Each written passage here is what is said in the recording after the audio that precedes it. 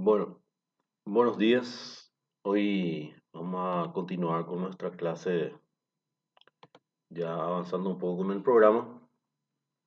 Una clase nueva, ¿verdad? Entonces, eh, vamos a hablar de lo que continúa la parte del citosol. La pasada habíamos hablado del citosol, ¿verdad? Y justamente a ese nivel también se encuentra esta estructura que vamos a hablar hoy, que es el citoesqueleto. El citoesqueleto, que es un entramado de fibras, ¿verdad? Fibras formado por un grupo de proteínas que son tres tipos de filamentos, ¿verdad? Está el microtúbulo, el microfilamento y el filamento intermedio. Esos son los que forman el citoesqueleto, el que es una red fibrosa de esa proteína filamentosa para darle soporte, estructura, mantener la estructura, participa en la división celular, el transporte de sustancias a nivel de las neuronas, el transporte de vesículas intracelulares, todo eso, ¿verdad? Entonces, funciones generales, la resistencia mecánica, que es principalmente los filamentos intermedios, estructura y soporte, ¿verdad? El citoesqueleto en sí, transporte dentro de la célula, transporte de vesícula, por ejemplo, transporte de una proteína desde el retículo endoplasmático al Golgi, por ejemplo, ¿verdad? Eh, los microtúbulos, organización espacial, capacidad de contractilidad y motilidad que participa mucho, y la división celular también que participa el microtúbulo y la actina. Bueno, acá tenés estructura y soporte, transporte intracelular de vesículas, contractilidad y motilidad, organización espacial. Acá muestro más o menos como el transporte de vesículas, la división celular. Bueno, así más, representando un poco la membrana celular y el interior de las células, más o menos el entramado es así. Y todos los organoides están entre ese entramado filamentoso, ¿verdad? Sosteniéndose cada uno en su lugar dentro de la célula, ¿verdad? Como habíamos dicho, que existen tres filamentos que constituyen el citoesqueleto. Tenemos acá los microtúbulos, que son los principales componentes del citoesqueleto, que son estructuras polarizadas que mantienen, que se adaptan a la forma de la célula. Tiene aproximadamente 25 nanómetros de diámetro. El filamento intermedio, que justamente se llama intermedio, porque eh, su diámetro está entre el microfilamento, que es el más pequeño, y el microtúbulo, que es el más grande. El filamento intermedio son más o menos como unas cuerdas, sus fibras son mucho más resistentes. Por eso la capacidad de resistencia mecánica está principalmente por el filamento intermedio. En el libro de Roberti dice 6 a 8 eh, o 9 a 10, 6 a 10, 6 a 8 nanómetros para mí era en Robertis, o 9 a 10, y 6 a 8 era, sí, 6 a 8 era microfilamento, así mismo, por eso es intermedio. Los filamentos de actina forman una red por debajo de la membrana plasmática y son los responsables de la forma y el movimiento de la superficie celular, ¿verdad? Es una red, forma tipo un armazón debajo de la membrana plasmática para poder mantener la forma celular y todo eso. Si yo puedo comparar así la distribución, ¿verdad? Vemos los microtúbulos que tienen distribución, ¿verdad?, que se proyecta a partir del centro celular. El filamento intermedio que forma la red en todo el citoplasma y está anclado a la membrana. Y la actina que forma una red por debajo de la membrana y forma también las especializaciones como las microvellosidades, por ejemplo. Así es. Bueno, vamos a hablar primero sobre los microtúbulos, universalmente presentes en el citoplasma de las células eucariotas. Eh, Generalmente las primeras observaciones de lo que sabemos sobre los microtúbulos fue realizada en 1953 por De Robertis y Franchi. dijimos, ya tiene un diámetro de 20 a 25 nanómetros y está formado por dos tipos, dos grupos de proteínas. Un 85% de la estructura de los microtúbulos está formado por una proteína globular que se llama tubulina. Y el 15% pertenecen a los conocidos como MAPS, proteínas microtubulares asociadas, que son varias proteínas. Y tiene carácter polar. ¿Por qué carácter polar? Porque tiene un extremo más y un extremo menos. Vamos a ver cómo se considera eso. Bueno, y hablando un poquitito del citoesqueleto, entonces, del microtúbulo, son estructuras así cilíndricas, huecas, más gruesas que los otros, ¿verdad? Eh, Acá está citado por lo menos los grupos de funciones que cumplen los citoesqueletos, perdón, el microtúbulo en sí. La otra función era el citoesqueleto en general. Y acá tenemos formación del uso mitótico durante la mitosis. Era la formación del uso mitótico para la separación de los cromosomas, el microtúbulo. El transporte intracelular de sustancias, lo que estábamos hablando, transporte de vesículas, ¿verdad? Flujo axonal, el transporte de vesículas de neurotransmisores del cuerpo neuronal hasta la terminal axónica para que se pueda producir la sinapsis. Soporte mecánico, ¿verdad? De sostén, movimiento celular, los cilios, los flagelos, los pseudópodos están formados por microtúbulos, ¿verdad? Determinan la forma, la polaridad de la célula, disponen al retículo endoplasmático y el complejo de Golgi en los lugares adecuados para que pueda haber una comunicación e intercambio. Y por último, intervienen en la organización de todos los filamentos del citoesqueleto, porque es el que es más inestable y más se adapta a la forma celular. Clasificación según la función del citoesqueleto, del microtúbulo. Tenemos los microtúbulos citoplasmáticos, ¿verdad? Que se encuentra en la célula en interfase. ¿Por qué en interfase? Porque la interfase pues, es el periodo en que la célula no se está dividiendo. Dos fases tiene el ciclo celular, la interfase y la mitosis.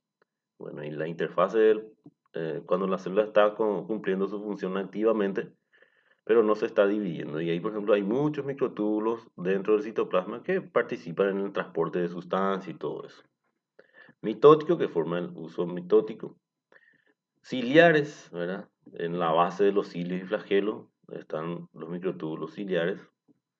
Los centriolares, que forman también los centriolos y los cuerpos basales, de las cuales al final brotan también los microtúbulos. Entonces, según su función. Estructura de los microtúbulos. Los microtúbulos, dijimos ya, está formado por polímero de tubulina, que la pared en sí está formado por tubulina. El hueco es interior, ¿verdad? El lumen o luz, ¿verdad? Entonces, esta tubulina, existen dos tipos principales, la tubulina alfa y la tubulina beta. La unión de varias, viste que la tubulina alfa y la tubulina beta forman dímeros y después se van polimerizando formando tipo columnas de tubulina que se llaman protofilamentos. Y estos protofilamentos, 13 se unen entre sí y forman un microtúbulo alrededor. Sería así. Tener la tubulina alfa y la tubulina beta. Ellos forman un dímero y el dímero se va agregando, se va polimerizando, formando columnas de tubulinas que se llaman entonces protofilamentos. Y 13 de este protofilamento forma un microtúbulo. Para poder empezar la polimeración de tubulina para formar el microtúbulo, se necesita una tubulina especial que se llama la tubulina gamma, más energía. Y sobre ese se va agregando los dímeros de tubulina. Bueno, centros organizadores microtubulares, los COMS. ¿Verdad? Estos centros son los lugares de donde nacen los microtúbulos. Los microtúbulos nacen de un lugar del centrosoma, ¿verdad? que constituyen los centros organizadores de microtúbulos. ¿Y cuál es la función de los centros organizadores de microtúbulos? Controlan el número de microtúbulos de la célula y su polaridad. Controlan el número de protofilamentos que forman las paredes de los microtúbulos.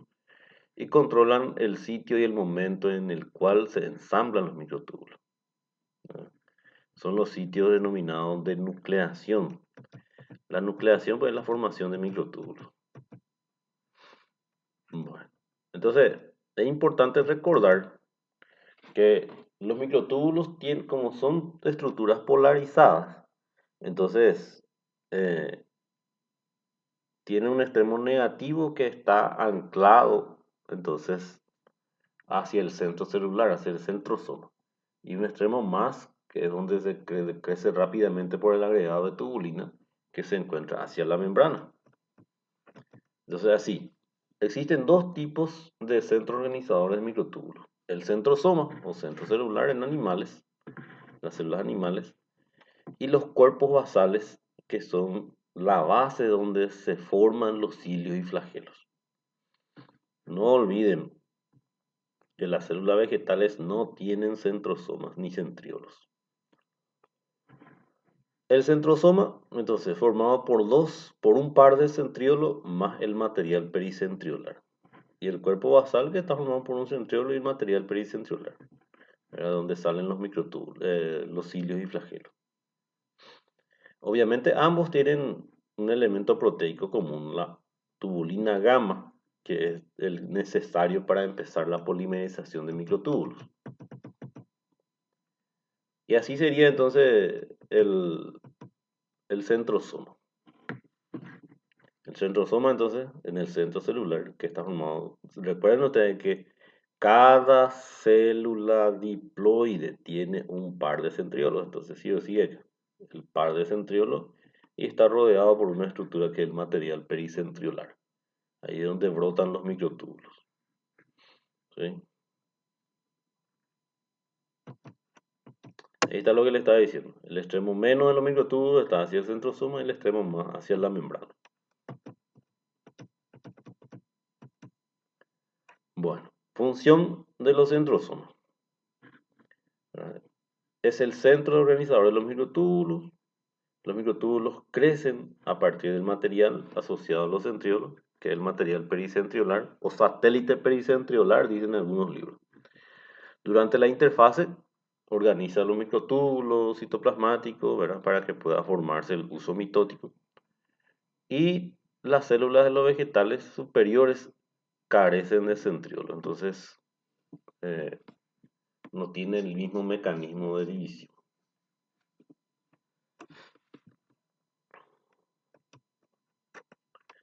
Entonces, como le estaba adelantado, la nucleación, entonces es la formación de microtúbulos dentro de los COMS, centros organizadores de microtúbulos, ¿verdad? Y ya dijimos ya el centrosoma o diplosoma. El diplosoma pues, es un par de centriolos. Yo cuando digo un par de centriolos o diplosoma estoy diciendo la misma cosa, ¿verdad? Entonces necesita entonces la tubulina gamma para poder empezar la polimerización de los microtúbulos. Así sería entonces, como brotan los microtúbulos del centrosoma. La elongación es el crecimiento de los microtúbulos, ¿verdad? La formación, cuando va a empezar a formarse por el agregado de tubulina, ahí es la nucleación.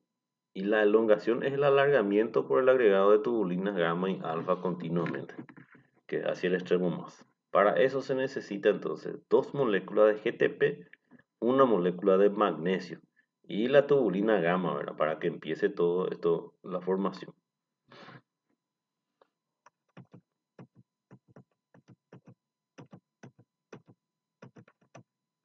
Y no se olviden, los microtúbulos tienen dos propiedades principales. La polaridad, justamente porque tienen un extremo positivo y un extremo negativo. Y la inestabilidad dinámica. La inestabilidad dinámica de los microtúbulos se puede explicar porque ellos se acortan y se alargan continuamente. Al mismo tiempo se van agregando, por otro lado se está desagregando ya, se va despolimerizando ya. Y también que ellos pueden acortarse y alargarse fácilmente adaptándose a la forma celular. Por eso hay inestabilidad dinámica.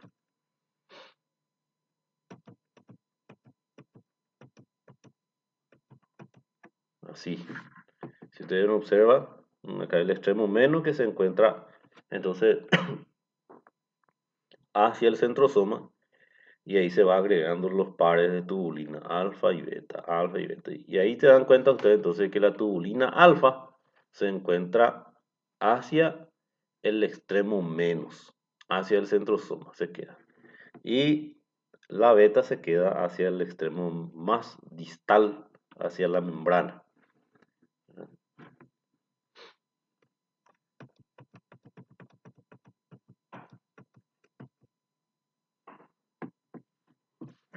En todo momento, entonces los microtúbulos crecen en longitud mientras que otros se acortan, ¿verdad? Esta alternancia entre fase de alargamiento y acortamiento es lo que nosotros entonces denominamos inestabilidad dinámica. Ahí están algunas cosas, cómo se van formando, se van acortando. Bueno, entonces la tubulina, 85% de la proteína que constituye los microtúbulos, entonces perdón, 85% de las proteínas que constituyen los microtúbulos son la tubulina. Existen tres clases. La gamma, que se necesita para poder empezar la nucleación. Y alfa y beta, que forman un dímero para poder formar alargamiento, elongación. Los MAPS o proteínas microtubulares asociadas entonces son los que ocupan el 15% de la formación de microtúbulos. Y ahí tenemos proteínas que prácticamente estabilizan las relaciones de los microtúbulos entre sí y también de sus funciones, ¿verdad? Y dependiendo de qué tipo de célula es, ¿verdad? Existe varias clases. Tenemos los MAP1, MAP2, axones y dendritas. Y tenemos los MAP de bajo peso molecular, por ejemplo, las proteínas tau. Todo esto determinan el transporte de vesículas a nivel de la célula. Principalmente estos, el transporte de vesículas de neurotransmisores del cuerpo neuronal hacia el axón para que se pueda producir una sinapsis efectiva. Participan mucho de estas proteínas microtubulares asociadas. Y una de las que ayuda a desfosforilar para que pueda cumplirse la función de transporte es la proteína tau, que en la enfermedad de Alzheimer, justamente, eh, el proceso de desfosforilación pues, es lo que permite que se active el transporte de vesículas, de neurotransmisores. Y generalmente las enzimas, las fosfatasas encargadas de desfosforilar esas proteínas para que se pueda activar bien el transporte, están muy disminuidas o ausente inclusive esas enzimas. Entonces, ¿qué pasa? Hay una hiperfosforilación de la proteína tau. Entonces no se activa, no se produce, hay una deficiencia en el transporte axónico. Por eso empieza a fallar la memoria y a medida que avanza la enfermedad se va degenerando las neuronas y va generando más incapacidad. Primero la memoria, después todo lo que es praxia, ¿verdad? Todo lo que uno aprendió, después por último los movimientos, ¿verdad? Una enfermedad de Alzheimer es una enfermedad degenerativa. Y están las proteínas motoras, que son también constituyentes de los MAPS, lo que mueven materiales sobre la superficie de los microtúbulos. Las quinesinas, que son ATPasas, ¿verdad? La dineína citoplasmática y dineína ciliar y flagelar, que también tienen función ATPasa, utilizan ATP para poder cumplir su función. ¿Verdad? Este, por ejemplo, lleva vesículas desde el extremo más hacia el extremo menos. O sea que, por ejemplo, las dineínas citoplasmáticas, ¿verdad? Ellos pueden transportar vesículas desde la membrana hacia el centro celular, ¿verdad? Tenemos la dineína ciliar y flagelar, que son los brazos de dineína que se encuentran en los cilios y flagelos, y son los que ayudan a los movimientos de los cilios, la capacidad de movimiento de los cilios y el desplazamiento del espermatozoide por el movimiento del flagelo es gracias a los brazos de Dineína. La dinamina que se encuentra mucho en las neuronas, ¿verdad? Que relacionan los microtúbulos entre sí. Así sería. Pueden ver ustedes la dineína citoplasmática. Acá está la dineína citoplasmática y acá una vesícula, transportando desde el extremo más hacia el extremo menos. La quinesina al revés, transportando del extremo menos hacia el extremo más, la vesícula. Ahí. Bueno, organoides microtubulares. Las estructuras formadas por microtúbulos tenemos el centrosoma que está formado por un diplosoma o un par de centriolos. El cinetosoma o cuerpo basal que forman la base de donde brotan los componentes microtubulares de los cilios y flagelos. Y los cilios y flagelos propiamente dicho. Todo esto formado entonces por microtúbulos. Acá está el centriolo, que está formado por una combinación de 9 tripletes de microtúbulos unidos entre sí. 9 tripletes porque son 9 de 3 grupos de microtúbulos. Como habíamos dicho, existen un par de centriolos por cada célula diploide. Estos centriolos, estos centriolos también se dividen durante la fase de división celular, ¿verdad? Para que puedan, una vez la célula hija formada, también tener su par centriolar. El cinetosoma, ¿verdad? Denominado también cuerpos basales de los cilios y flagelos, justamente el que dijimos que forma la base de los cilios y flagelos, están anclados a la membrana plasmática, teniendo una base, una estructura 9 más 2. El centriolo, por ejemplo, es 9 por 3, porque 9 tripletes de microtúbulos. Los cilios y flagelos el cuerpo basal está formado, es su estructura de 9 más 2. 9 microtúbulos, acá le voy a mostrar. Acá. 9 dobletes de microtúbulos periféricos y 2 microtúbulos centrales. Un par de microtúbulos en el centro. Esto sería un corte transversal de un cilio o un flagelo, ¿verdad? Y la base también. Y acá estos son los brazos de Dineina, que es lo que ayudan al movimiento.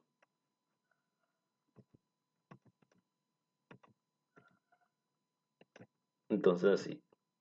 El aparato ciliar, entonces, dijimos ya, está adaptado al medio líquido y es cumplido por pequeños apéndices. Dijimos. Cuando son largos y escasos, son flagelos. Vamos a encontrar en espermatozoides y bacterias. Si son cortos y numerosos, cilios o cilias, ¿verdad? Encontramos en las vías aéreas. Para nosotros es más importante recordar que está en las vías aéreas superiores. Trompas uterinas, ¿verdad? Y pueden ver aquí. Acá vemos un epitelio pseudoestratificado cilíndrico ciliado. Acá se ven las células caliciformes. Y acá en la superficie pueden ver los cilios. Son cortos y son múltiples. Este es el microscopio óptico. Y esto es el microscopio electrónico. Este son la misma cosa. Un epitelio respiratorio, ¿verdad? Pseudoestratificado cilíndrico ciliado. ¿Vieron cómo son los cilios? Tienen la misma altura, pero son múltiples. Entonces ellos se mueven y transportan todo cuerpo extraño que se va a las vías aéreas se quedan todo pegado por el moco del epitelio respiratorio y después los cilios empiezan a sacarlos afuera. Acá vemos una bacteria con el flagelo y el espermatozoide. Ah, los movimientos ciliares, ¿vieron cómo es los movimientos ciliares? Acá tenés la base del cuerpo basal y salen los cilios y cómo ellos se mueven todo para poder transportar la sustancia.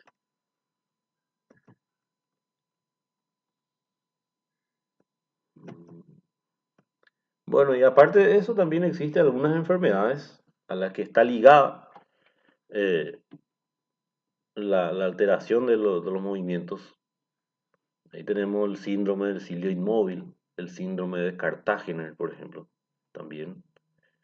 Acá tenés el cilio, los cilios del epitelio, de, de los epitelios del flagelo, ¿verdad? Cuando son inmóviles, ¿a qué es lo que lleva, verdad? Justamente existe una acumulación de desecho, de moco, de cuerpo extraño en la vía aérea y con el tiempo va a producir una dilatación, una inflamación de la vía aérea, bronquiectasia, una sinusitis, infertilidad masculina. ¿Por qué? Porque los espermatozoides no son inmóviles, no se pueden desplazar, ¿verdad? Generalmente cuando está afectado los brazos de dineína, ¿verdad? No se mueve con eficacia, entonces no puede producir el movimiento de los cilios y flagelos. El síndrome de Cartagener también es muy parecido al síndrome de cilio inmóvil, solo que el síndrome de Cartagener específicamente el brazo de dineína no tiene actividad ATPásica. Es decir, no tiene la capacidad de degradar ATP para poder activar su movimiento. Y va a tener la misma repercusión, ¿verdad? A nivel del sistema orgánico. Bueno, hasta aquí vamos a hablar ahora. Es bastante largo para poder hablar más detalladamente.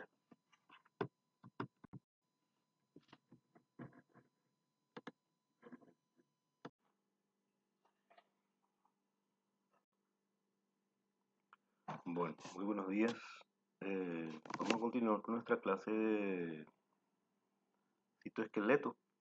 Eh, a la semana pasada ya hemos hablado hasta microtúbulos. Hoy vamos a continuar con filamentos intermedios.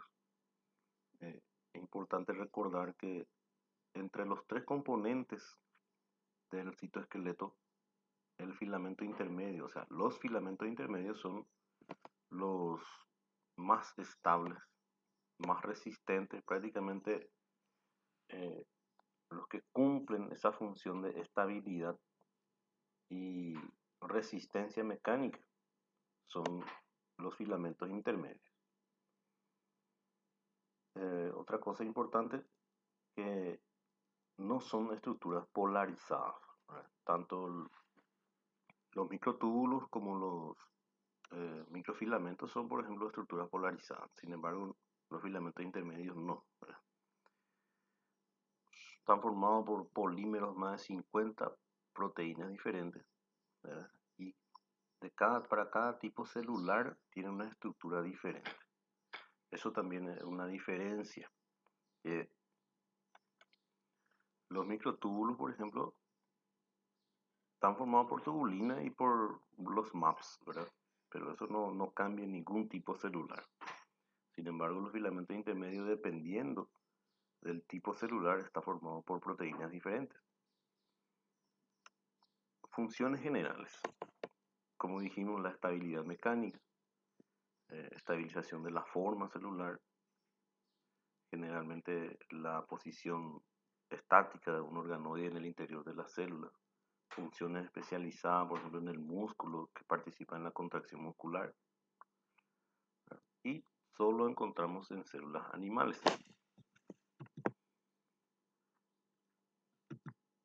Acá tenemos una enumerado así un grupo de filamentos intermedios según su morfología y su distribución según el tipo celular. Tenemos los neurofilamentos, por ejemplo, que encontramos en, en las neuronas. Los filamentos gliales, en el libro de Robertis, le llaman glioproteína fibrilar ácidas. Son unos filamentos intermedios de las células gliales.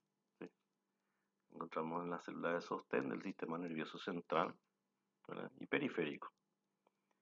Los filamentos de vimentina, que son un tipo de filamento intermedio que se encuentra en el músculo, específicamente forma parte eh, de la línea Z, vimentina y desmina.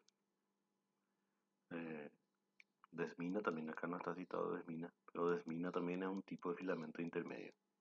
Las queratinas epiteliales, que están formadas por eh, unas proteínas que se llaman citoqueratina, que son también filamentos intermedios de la piel.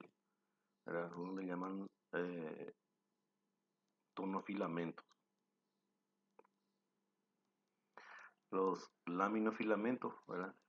Específicamente se llama dentro del núcleo celular lámina nuclear o proteínas láminas, que son los que se encuentran por debajo de la membrana interna y le da sostén y mantiene la forma del núcleo, ¿verdad? Obviamente los únicos que no se encuentran en el citoplasma, se encuentran en el núcleo. Acá está desmina. La desmina que es también en el músculo y forma parte también de la línea Z. Bueno, estos son entonces ahí se dan cuenta ustedes que todos estos son filamentos intermedios, pero todos están formados por grupos de proteínas diferentes. ¿Por qué? Porque es de acuerdo al tipo celular.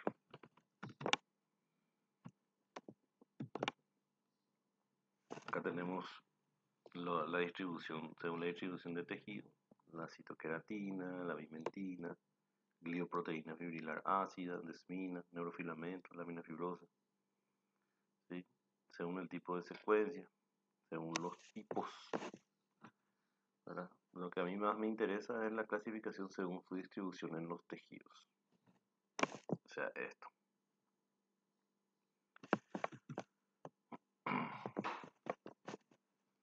Bueno, el ensamblado, a modo de...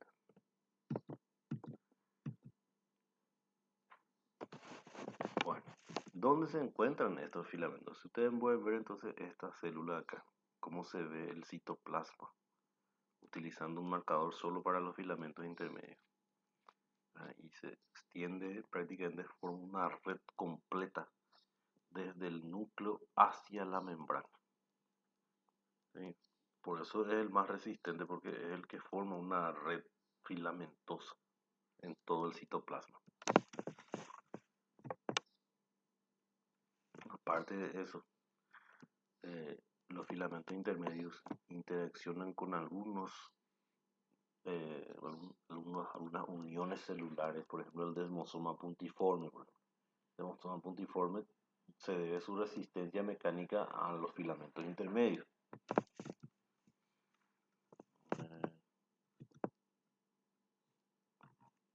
Acá ustedes pueden ver los tipos de uniones, uniones comunicantes.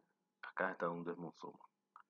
El desmosoma que se dan cuenta ustedes que une bien estas membranas celulares y están anclados a filamentos intermedios que están por dentro de la célula. Por eso es muy resistente y abundan en los epitelios que soportan mucha tensión, en la piel, por ejemplo. Bueno, microfilamentos, que es la última parte, filamentos de actina, que se componen de una proteína globular entrelazada llamada actina G. O sea, el polímero de actina G constituye la actina F, filamentosa, ¿verdad?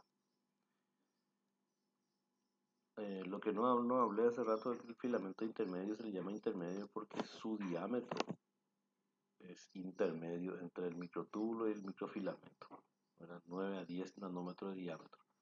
El microfilamento de 8 nanómetros aproximadamente. Entonces, los microfilamentos que dan a la corteza celular una consistencia parecida al gel que se compara en el estado de fluido del citosol, la parte más interna de la célula. Entonces, ustedes pueden ver aquí cómo se distribuye. La mayor parte del, del filamento de actina se encuentra distribuyéndose por debajo de la membrana plasmática, en la periferia. Existe también hacia el centro, ¿verdad? Pero principalmente ahí. El estado de sol a gel del citoplasma entonces depende de ahí.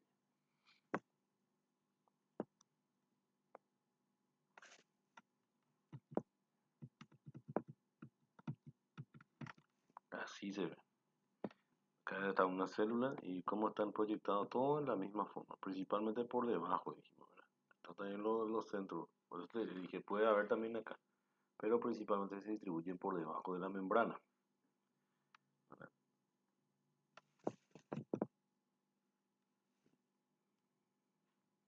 A no olvidar que los microfilamentos también son de estructuras polar, un extremo más y un extremo menos. Y no es tan estable como los filamentos intermedios. Pueden desarmar, despolimerizarse y volver a polimerizarse fácilmente.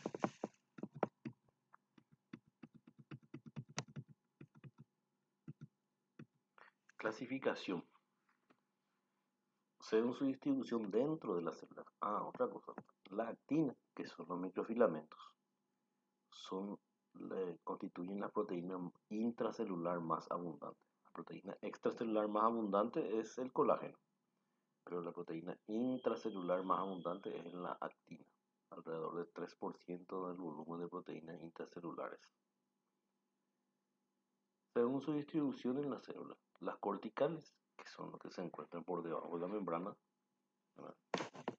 constituye el componente citosólico más importante, y las transcelulares que atraviesan el citoplasma en todas las direcciones. Por eso el cortical es uno de los más importantes en cuanto a la actina, ¿verdad? Funciones. Forma parte del citoesqueleto. Forma la proteína principal de las microvellosidades. Ayuda a mantener la forma de la célula. Interviene en la contracción muscular, porque se asocia a los filamentos gruesos de miocina durante el acortamiento de la sarcómera. Interviene en los procesos fagocíticos mediante la formación de pseudópodos. El movimiento ameboide también de ella depende.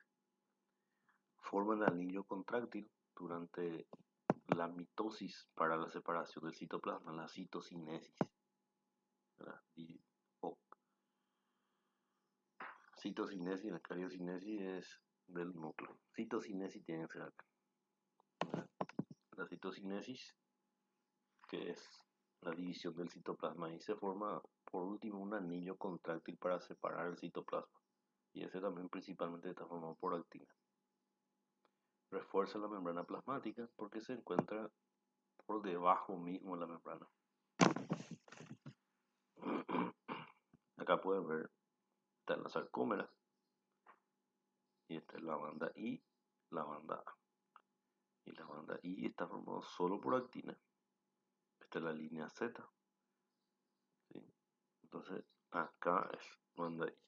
La banda A también está formada por actina y miocina. Acá está el anillo contráctil formado por actina y miocina. La actina es la principal proteína, la miocina es de sostén. Se contrae para poder separar completamente la célula hija de la célula madre. Aquí las microvellosidades que se encuentran en la superficie apical de la célula. Toda esta proteína filamentosa que se encuentra por debajo de de cada microvellosidad hacia adentro de la membrana son actina. Y después están los de sostén, que son la fibrina, miocina inclusive. Acá están los movimientos para el desplazamiento de las células fagocíticas. Estas prolongaciones de la membrana que se llaman pseudópodos. Falsos pies para poder desplazarse de un lugar a otro. Así se vería, ¿verdad? La actina G, que utiliza una molécula de ATP para poder ir combinándose y formar la actina F, la filamentosa.